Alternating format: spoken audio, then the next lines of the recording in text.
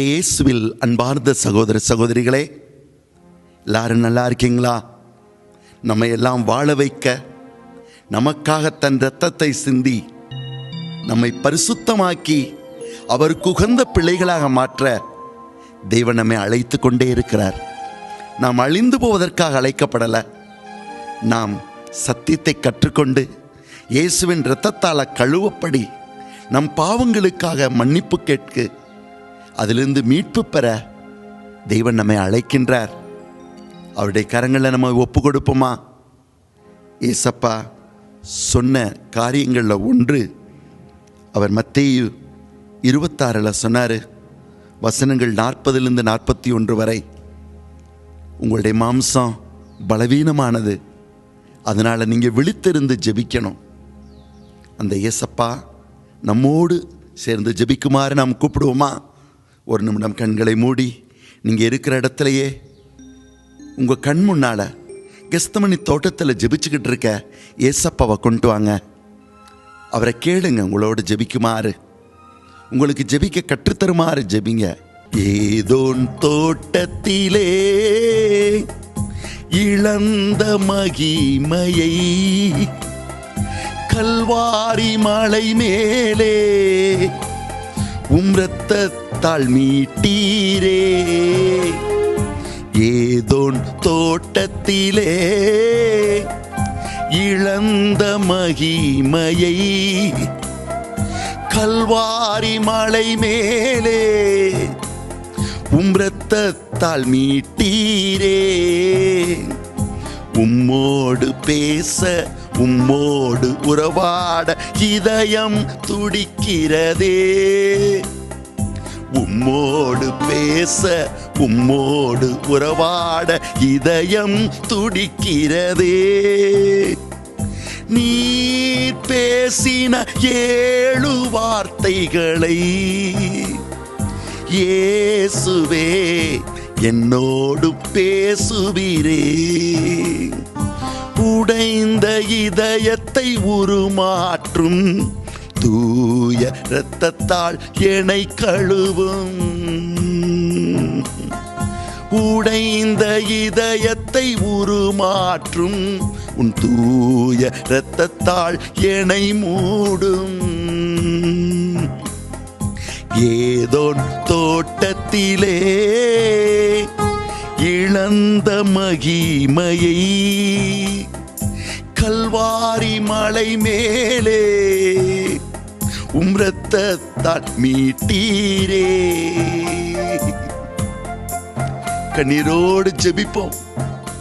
விழித்திருந்து என்னோடு ஜெபித்திடு என்ற இயேசுவே. விழித்திருந்து என்னோடு ஜெபித்திடு என்ற இயேசுவே. உலக மாயையில் நான் ஓடிக்கொண்டே இருக்கின்றே. உம் பாதம் அமர, உன் குரல் கேட்க காத்திருக்க கற்றுத்தாரும். உம் பாதம் அமர, உன் குரல் கேட்க காத்திருக்க கற்றுத்தாரும். இயேசுவே, இயேசுவே, இயேசுவே, என் இயேசுவே. ஏதோன் தோட்டத்திலே இழந்த மகிமையை கல்வாரி மலை மேலே இரத்தத்தால் மீட்டீரே. ஏதோன் தோட்டத்திலே இழந்த மகிமையை கல்வாரி மலை மேலே இரத்தத்தால் மீட்டீரே. உம்மோடு பேச, உம்மோடு உறவாட கற்றுத்தாருமே. கற்றுத்தாருமே.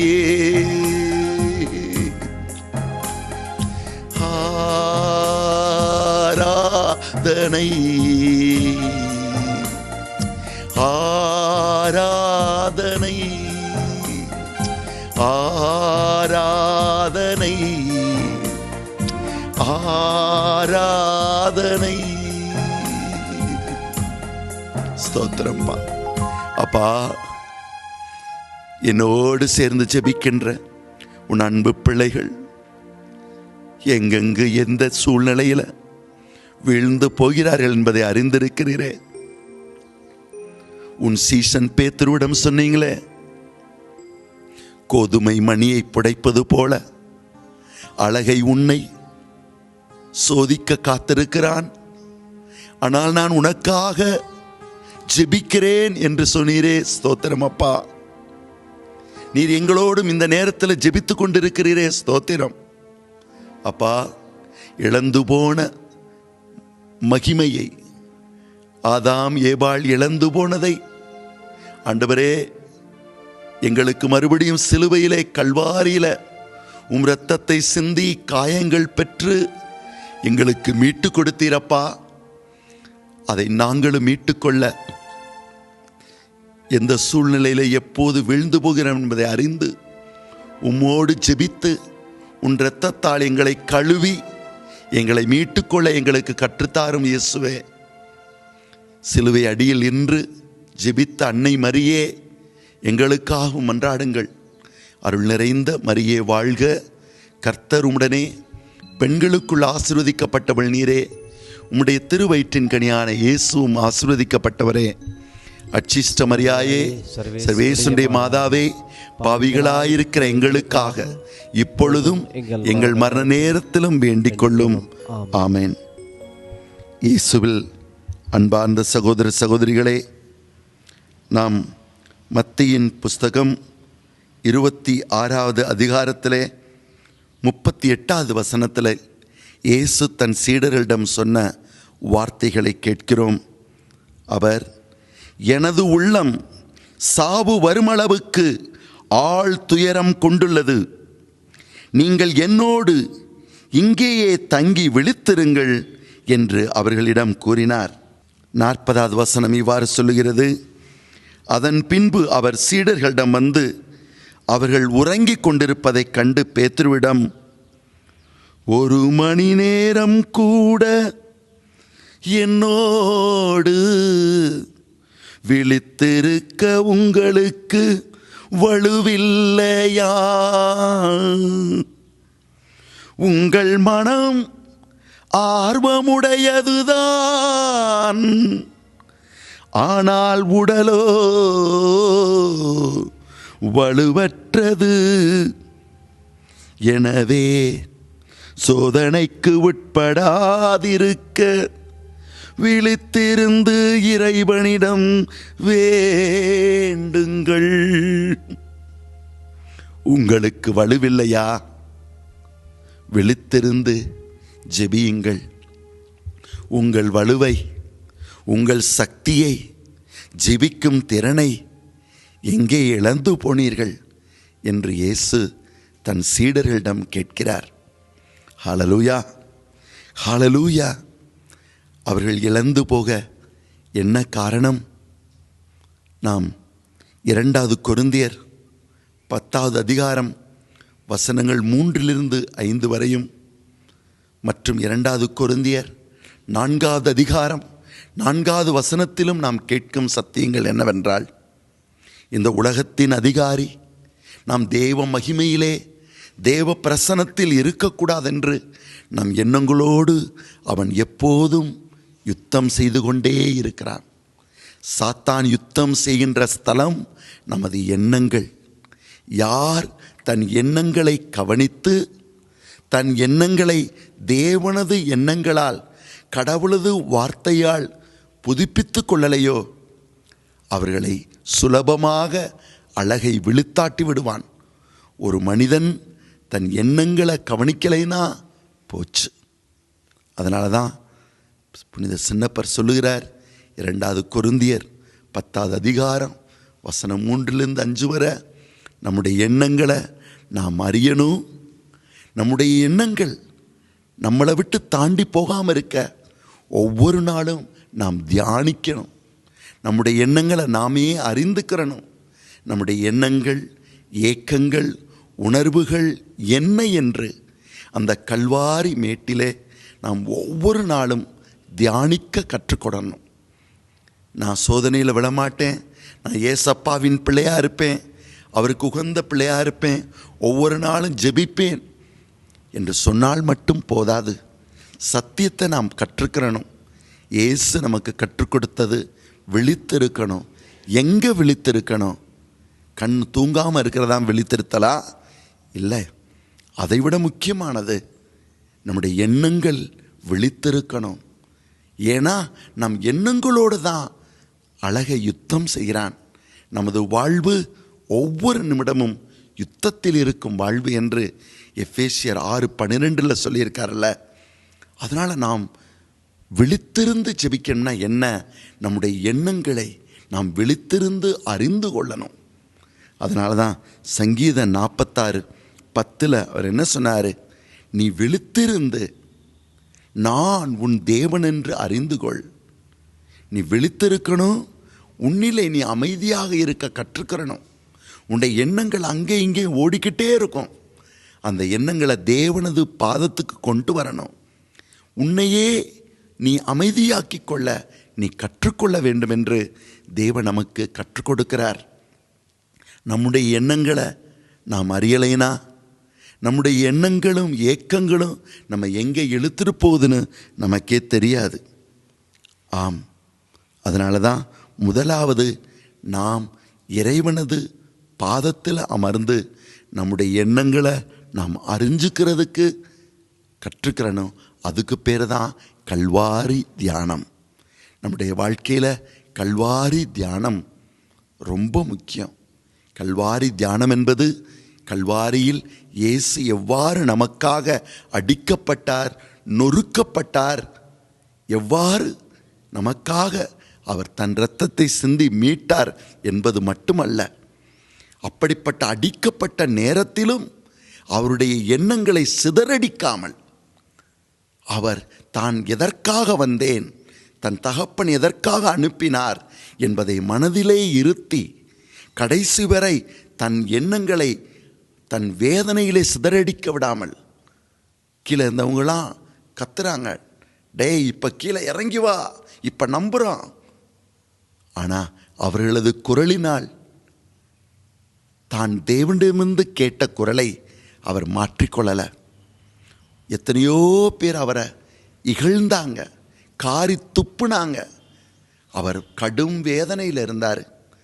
இயேசு ஜெயித்த வாழ்க்கை என்ன? முதலிலே மனதின் அழகை கொண்டு வருகிற பலவிதமான எண்ணங்களை அவர் ஜெயித்தார். நாமும் எண்ணங்களை ஜெயிக்க கற்றுக்கிறோம். அதுக்காகத்தான் கல்வாரியில் தியானம் செய்யணும். தன்னையே இகழ்ந்த மக்களை, தந்தையே இவர்களை மன்னியும் என்று அவர் ஜெபித்தார் என்று எழுதப்பட்டிருக்கிறது. அப்படிப்பட்ட ஜெபம் ஜெபிக்கணும்னா அது சாதாரணமானதல்ல. பொதுவாக நம்மளை யாராவது இகழ்ந்தாங்கன்னா அவ்வளோதான் போச்சு. நான் ஒரு கிராமத்தில் கேள்விப்பட்டேன். அங்கே போதிக்க போனபோது சொன்னாங்க, ஒரு பையன் குடிச்சிட்டு வந்து அவங்க அம்மாவோட சண்டை போட்டானா. சண்டை போட்ட உடனே அதை கேட்டுக்கிட்டு இருந்தா அவங்க அப்பா கோபம் வந்துச்சான். உங்கள் அம்மா சொல்கிறாடா, ஏன் கேட்க மாட்டேங்கிறேன்னு. அவனும் குடிச்சிருந்தான், மகனும் அப்பனும் குடிச்சிட்டு வந்திருக்காங்க. அம்மாவோட சண்டை போட்டா உனக்கு என்ன அப்படின்னு மகன் அப்பாவை எதிர்த்து திட்ட, அப்பா என்ன பண்ணாராம், ஆட்டுறதுக்கு இருந்த பக்கத்தில் இருந்த அந்த ஆட்டு கல் மேலே இருக்கிறத எடுத்து மயம் மேலே தூக்கி எரிஞ்சாராம். மயம் அங்கேயே மண்டை உடஞ்சி ரத்தம் ஊற்றுதான். அவன் என்ன பண்ணானா, பக்கத்தில் இருந்த கம்பை எடுத்து அப்பா தலைமையில் அடித்தானா. 2 பேரும் மண்டை உடஞ்சி அந்த பெண் என்ன பண்ணுறதுனே தெரியாமல் கதறி கதறி ஊர்க்காரங்கள்லாம் கூப்பிட்டு வர்றதுக்குள்ளே ரத்தம் பூரா போயிடுச்சு. 17 கிலோமீட்டர் தொலைவில் ஆஸ்பத்திரி இருக்குது. தூக்கிட்டு போகிறதுக்குள்ளே 2 பேரும் பணமாயிட்டாங்க, செத்து போயிட்டாங்க. நம்முடைய எண்ணங்களை நாம் அறிஞ்சுக்கிறலைன்னா இவ்வளோதான் போச்சு. அதனால தான் ஏசப்பா சொல்கிறாங்க, உங்களையே நீங்கள் அறிஞ்சுக்குங்க, விழிப்பாயிருங்கள். எங்கே விழிப்பாக இருக்கணும்? நம்முடைய எண்ணங்களில் விழிப்பாக இருக்கணும். நம்முடைய எண்ணங்கள் எங்கெங்கே நம்மளை இழுத்துட்டு போகுது என்பதிலே நாம் கவனமாக இருக்கணும். தியானம் என்பது நம்மை நாம் அறிந்து கொள்வது. கல்வாரி தியானம் நமக்கு ரொம்ப முக்கியம். தாவீது ராஜா சங்கீதம் 139 வசனங்கள் 23, 24 அப்படி சொன்னார். அப்பா, நான் என்னையே அறிந்து கொள்ள எனக்கு கற்றுத்தாரும், என் எண்ணங்களை நான் தெரிந்து கொள்ள எனக்கு கற்றுத்தாரும். ஆம், கல்வாரி தியானம் என்பது முதலிலே நாம் நம்மை அறிந்து கொள்வது, நம்முடைய எண்ணங்களை அறிந்து கொள்வது. சங்கீதம் 46:10 சொல்வது போல, நீ அமைதியாக அமர்ந்து, முதல்ல அது முக்கியம். நம்முடைய மனதை அமைதிப்படுத்தணும். அவங்க அப்படி பண்ணிட்டாங்களே, இவங்க அப்படி பண்ணிட்டாங்களே அப்படின்னு மனதை குழப்பிக்கிட்டு நம்மளால் ஜெபிக்க முடியாது. முதல்ல நாம் மனதை அமைதிப்படுத்தணும், நம்முடைய எண்ணங்களை ஒழுங்குபடுத்தணும். ஓகே ஓகே, அவங்க அப்படி சொல்லிட்டாங்களா, இவங்க அப்படி பண்ணிட்டாங்களா, நான் அது செய்யணும் இது செய்யணும் என் மனசு தோண்டுதா, ஓகே. அவருடைய பாதத்தில் அமர்ந்து நம்மை நாம் அமைதிப்படுத்தணும். அது ரொம்ப முக்கியம். இன்றைக்கி நம்மையே நாம் அறிந்து கொள்ளாமல் ஓடிக்கிட்டே இருக்கிறோம். இன்றைக்கி என்ன சொல்கிறாங்க? Work is worship. வேலை செய்கிறது ஜபம்னு, ஆராதனைன்னு இல்லை. ஜபந்தான், ஆராதனை தான், ஒர்க்கு தான். அதனால தான் இயேசு லூக்காஸ் 10வது அதிகாரம் 42வது வசனத்தில் சொன்னார் மார்த்தாட்டையும், மார்த்தாளே, நீ பிஸியாக இருக்கிற எத்தனையோ காரியங்களில் உனக்கு தேவையானது ஒன்று, அதை மரியாள் பெற்றுக்கொண்டாள். என் பாதத்திலே அமர்ந்து தன் உணர்வுகளை உணர்ந்து நான் பேசும் பேச்சை கேட்டு அதை உள்ளே அவள் எடுத்துக்கொண்டு வாழ கற்றுக்கொள்கிறாள். இப்படி அவள் பெற்றுக்கொண்டதை யாருமே எடுக்க முடியாது. Praise the Lord. மழை அப்படியே ஊற்றிக்கிட்டு இருந்துச்சுன்னா அது ஓடியே போயிடும். ஆனால் புணுன்னு சொல்கிறாங்கல்ல, மெதுவாக அப்படியே துளியாக விழும்போது அந்த பூமி தன்னுக்குள்ளே அப்படியே இழுத்துக்கிறோம். நாம் ஓடிக்கிட்டே இருந்தோம்னா நம்மளை அறிய மாட்டோம். நம்மளை அறியலைன்னா நம்மளால் நடத்த முடியாது. நம்மை நாம் அறியணும். அறியறதுக்கு நம்மை நாம் தெரியணும். நம்மளை பற்றி நாம் தெரிஞ்சுக்கிட்டா தான் நம்மை உன்னதமான வாழ்க்கைக்காக தேர்ந்தெடுக்க முடியும். நம்மையே நாம் அறியலைனா, தெரிஞ்சுக்கலைன்னா எப்படி நம்முடைய வாழ்க்கையை உன்னதமானதுக்கு அர்ப்பணிக்க முடியும் சொல்லுங்க? ஆம், நம்மை நாம் அறிந்து கொள்ள, நம்மை நாம் தெரிந்து கொள்ள, நம்மை நாம் உன்னதமான வாழ்க்கைக்கு தேர்ந்து கொள்ள அவரது பாதம் அமரணும். அதனால தான் யாக்கோப்பு 1வது அதிகாரம் 14வது வசனத்தில் அவர் சொல்கிறாரு, என்ன சொல்கிறாரு?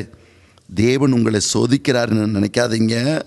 ஒவ்வொருவரும் தம் சொந்த தீய நாட்டத்தினாலே சோதிக்கப்படுகின்றனர்.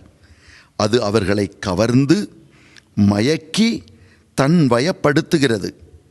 பின்னர் தீய நாட்டம் கருக்கொண்டு பாவத்தை பெற்றெடுக்கிறது. பாவம் முழு வளர்ச்சி அடைந்து சாவை விளைவிக்கிறது. என் அன்பார்ந்த சகோதர சகோதரிகளே, நீங்கள் ஏமாந்து போக வேண்டாம். உங்களது எண்ணங்களை ஒவ்வொரு நாளும் அறிந்து கொள்ள கற்றுக்கொள்ளுங்கள் என்று யாக்கோப்பின் மூலமாக தேவன் நம்மோடு பேசுகிறார். எனக்கு தெரிஞ்ச ஒரு தேவ மனுஷனை தெரியும். அவர் தேவனுக்காக நிறைய வேலைகள் செய்தவர். அவருக்காக அற்புதங்களும் கூட, ஆச்சரிய காரியங்கள் கூட செய்தவர். அவர் மீட்டிங்க்கு ஆயிரக்கணக்கான மக்கள் வந்துடுவாங்க. அவர் அமெரிக்கா தேசத்திற்கு பிரயாணமானார். எத்தனையோ பேர் சொன்னாங்க ரொம்ப ஜாக்கிரதையாக இருப்பான்னு. அவர் அங்கே போனார். போகும்போது கடவுள் வார்த்தையைத்தான் சொல்லிக்கிட்டு இருந்தார். அழகை வந்தான். எப்படி வந்தான்? அவன் அவரது மாமிசத்தை தொட்டான். பாவ உறவுகளை கொண்டு வந்தான். ஐயோ, அந்த உன்னதமான தெய்வ மனுஷர் என்ன ஆனாரு? ஒரு பக்கம் பைபிள் போதிச்சுக்கிட்டு இருக்காரு, மறுபக்கம் மாம்சத்துக்கு அடிமையானார். ஒரு பக்கம் பெண்களோடும் மறுபக்கம் குடி வெறியனாக மாறிவிட்டார். மறுநாள் தன் பாவத்துக்காக மனம் இருந்துவார். ஆண்டவரே மன்னிச்சுங்க, ஆண்டவரே மன்னிச்சுங்கன்னு அழுவார், சின்ன பிள்ளை மாதிரி. ஆனால் மறுமுறை அந்த பெண்களது சமூகத்தில் இருக்கும்போது அவ்வளோதான், விழுந்து போவார், எல்லாத்தையும் இழந்து போயிட்டார். கடைசியில் ஏதோ ஒரு வியாதி வந்து விட்டதென்று அந்த தேசம் அவரை இந்தியாவுக்கு அனுப்பிவிட்டது. அவருடைய சகோதரர் வீட்டில் தங்கியிருந்தார். என்னை கூப்பிட்டிருந்தார். நான் போன போது அவர் சொல்லுகிறார், பலவிதமான தீய சக்திகள் என்னை ஆட்டி படைக்கின்றன. நான் எந்தெந்த பேயை விரட்டினோ அந்த பேயெல்லாம் என்னை இரவு தூங்க விடாமல் அலைக்கழிக்குது. அவருடைய சகோதரர் சொன்னார், ராத்திரிலாம் எங்கள் அண்ணன் தூங்க முடியலை, கத்துறாரு. ஐயோ, அவருடைய குரலை கேட்க முடியல. பக்கத்தில் இருக்கவங்களாம் பயப்படுறாங்க. எங்கள் வீட்டை பற்றியே ஒரு விதமாக தப்பாக நினைக்கிறாங்க. ஒரு தேவ மனுஷனுக்கு அப்படி நடந்துச்சுன்னா சாதாரண மக்களை எப்படிலாம் அலைக்கழிக்க காத்திருக்கிறானோ. இந்த சகோதரோடனே பேசின போது அவர் சொன்னார், நான் ஓடிக்கிட்டே இருந்தேன், எவ்வளவு வேகமாக காசு சம்பாதிக்க முடியும் என்று நான் ஓடிக்கிட்டே இருந்தேன், எத்தனை ஆத்துமாக்களை ரட்சிக்க முடியும்னு. ஆனால் என்னையே நான் ரட்சிக்க முடியலையே, கதறினார். ஏன்னா என்னுடைய எண்ணங்களை நான் அறிஞ்சுக்கிறல, என்னுடைய எண்ணங்கள் என்னை எங்கே இழுத்திருப்போதுன்னு தெரியல. அதனால தான் 2 கொரிந்தியர் 10 அதிகாரம் 3 வசனம் சொல்லுது, உன் எண்ணத்தை அறிந்து கொள்வதுதான் உனது வாழ்க்கை. உன் எண்ணங்களை நீ உன் கண்ட்ரோலுக்குள்ள கொண்டு வருவதுதான் உன் வாழ்க்கை. உன் எண்ணங்களையும் ஏக்கங்களையும் இறைவனுக்கு உகந்ததாய் மாற்றுவதுதான் உன் வாழ்க்கை. உன் எண்ணங்களையும் ஏக்கங்களையும் தேவனுக்கு உகந்ததாய் இல்லாததை உன் வாழ்க்கையிலிருந்து எடுத்து போடுவதுதான், கத்தரித்து தூக்கி எரிந்து விடுவதுதான் உன் வாழ்க்கை. உன் எண்ணங்களை நீங்கள் அறியணும், உங்கள் ஏக்கங்களை நீங்கள் அறியணும். 2வது, அதை உங்கள் கண்ட்ரோலுக்குள்ளே கொண்டு வரணும். உங்களையே நீங்கள் அறிஞ்சுக்கிறணும், இந்த நேரத்தில் இப்படி நான் விழுந்து போயிறேன். 3வது, அவைகள் தேவனுக்கு உகந்தவைகளாய் இருக்கின்றனவா என்று கவனிக்கணும். 4வது, தேவனுக்கு உகந்தவைகளாய் அவை இல்லைன்னா அவைகளை கத்தரித்து தூக்கி எறிஞ்சிடணும். நீங்கள் அதிகமாக கனி கொடுக்க சிலவற்றை நான் கத்தரித்து சரி செய்வேன் என்று யோவான் 15:2 சொன்னாரே. நாமும் ஜெபிப்போமா? கல்வாரி மலையிலே எங்களுக்காக இரத்தம் சிந்தி எங்களை மீட்ட ஏசப்பா, இதோ நாங்களும் உம் குரல் கேட்டு எங்களையே நாங்கள் அறிந்து கொண்டு எங்களை ரட்சிக்க, ஆண்டவரே உம் இரத்தத்தால் எங்களை காத்துக்கொள்ள எங்களுக்கு கிருபை தாங்கப்பா. ஏதோன் தோட்டத்திலே இழந்த மகிமையை கல்வாரி மலை மேலே உம் இரத்தத்தால் மீட்டவரே. ஏதோன் தோட்டத்திலே இழந்த மகிமையை கல்வாரி மலை மேலே உம் இரத்தத்தால் மீட்டீரே. உம்மோடு பேச உம்மோடு உறவாட இதயம் துடிக்கிறதே. நீர் பேசின 7 வார்த்தைகளை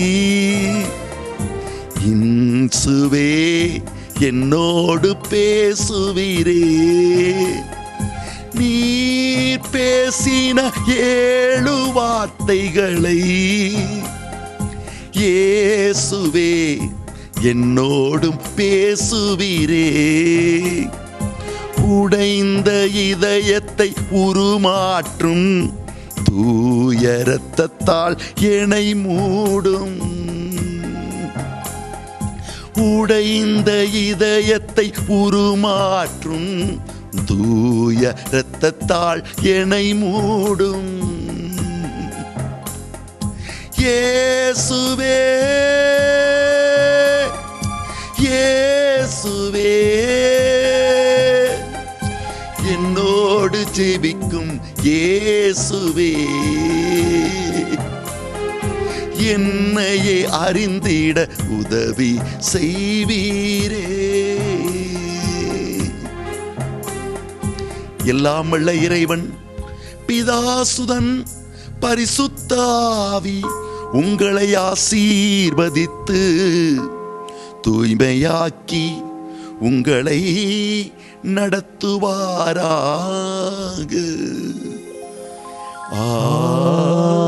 ஆமென். இயேசுவில் அன்பார்ந்த சகோதர சகோதரிகளே, ஒவ்வொரு நாளும் ஆவியின் அனலில் என்ற கடவுளது வார்த்தையை கேட்டு நீங்கள் ஆவியிலும் அபிஷேகத்திலும் சுகத்திலும் பரலோக மகிமையிலும் உலக செல்வங்களிலும் ஆசீர்வதிக்கப்படுறீங்க என்று நான் கண்டிப்பாக நம்புகிறேன். ஏன்னா என்னோடலேருந்து பேசுபவர் நல்லவர், உங்களை கண்டிப்பாக ஆசீர்வதிப்பார். அதே நேரத்தில் நான் உங்களிடமிருந்து ஒரு விண்ணப்பத்தை கேட்கிறேன். அது என்னென்னா, ஒவ்வொரு நாளும் உங்களுக்கு கடவுளது வார்த்தையை போதிக்க ஒரு ப்ரோக்ராம் தயாரிக்கிறதுக்கு மாதா டிவிக்கும் சேர்த்து கொடுக்கறதுக்கு ரூபாய் 5000 செலவாகிறது. அதனால் ஒரு ப்ரோக்ராமை நீங்கள் ஸ்பான்சர் பண்ணிக்கிட்டீங்கன்னா கண்டிப்பாக நம்ம எல்லாம் சேர்ந்து கடவுள் வார்த்தையை பரப்ப முடியும். அவருடைய வார்த்தையை பரப்புகிற பாதங்கள் உன்னதமானவைன்னு ஆண்டவர் சொன்னார். நான் அந்த தமிழில் சொல்லலாமா? ஏன்னா ஆல்ரெடி நாங்கள் தெலுங்குலையும் கொடுத்துக்கிட்டு இருக்கிறோம். இதற்காக நான் ஜெபிச்ச போது ஆண்டவர் சொன்னது 2 கொரிந்தியர் 2 அதிகாரம் 14 வசனம், கிறிஸ்துவோடு இணைந்து வாழும் எங்களை கடவுள் கிறிஸ்துவின் வெற்றி பவனியிலே பங்கு கொள்ளச் செய்து எங்கள் வழியாய் தம்மை பற்றி யாவரும் அறியச் செய்கிறார். இவ்வறிவு நறுமணம் போல் எங்கும் பரவுகிறது. அதை செய்யும் தேவனுக்கு நன்றி. Praise the Lord. அதனால் நீங்களும் உங்களோடு சேர்ந்து செய்யுங்க. ஒரு ப்ரோக்ராமுக்கு ஸ்பான்சர் பண்ண ரூபாய் 5000 மட்டும்தான். நீங்கள் உங்கள் ஃபோட்டோவை அனுப்பி வச்சிங்கன்னா கண்டிப்பாக யார் மூலமாக இந்த கடவுளது வார்த்தை ஆயிரக்கணக்கான மக்களுக்கு கொடுக்கப்படுகிறது என்பதை உங்கள் ஃபோட்டோவை திரையில் வச்சு உங்களுக்காக ஜெபிப்போம்.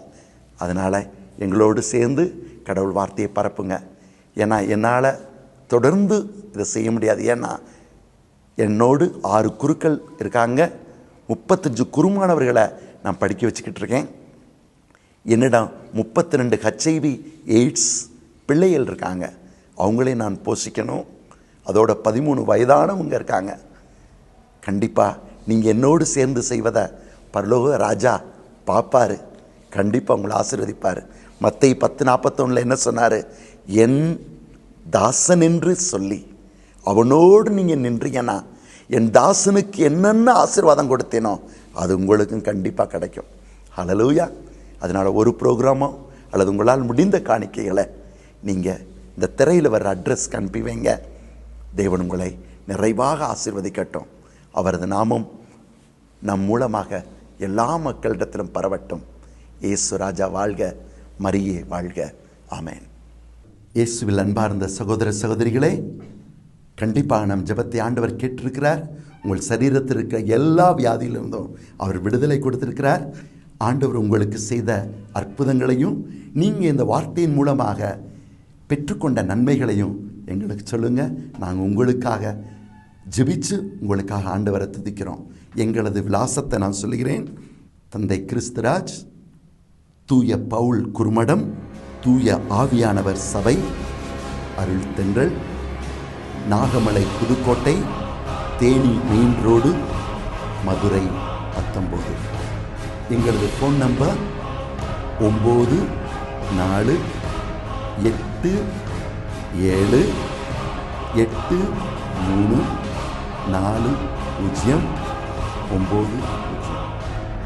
ஆண்டவர் தாமே உங்களை